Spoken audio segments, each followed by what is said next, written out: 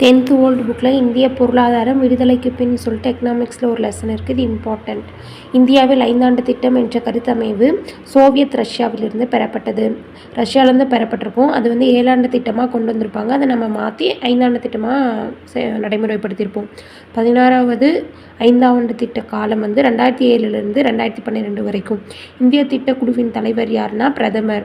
முழுநேர தலைவராக துணைத் தலைவர் செயல்படுவார். இந்தியாவில் திட்டக்குழு அமைக்கப்பட்ட ஆண்டு 1950.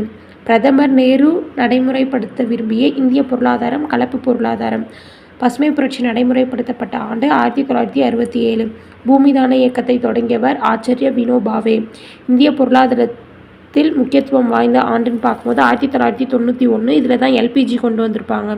செயற்கைக்கோள் மற்றும் தொடர்பு ஆராய்ச்சி மற்றும் முன்னேற்றத்திற்கு பொறுப்பு வகிக்கும் நிறுவனம் எதுனா இந்திய விண்வெளி ஆராய்ச்சி நிறுவனம். 2011 ஆண்டு மக்கள் தொகை கணக்கெடுப்பின்படி இந்தியாவில் எழுத்தறிவு பெற்றோர் எண்ணிக்கை 74.04%.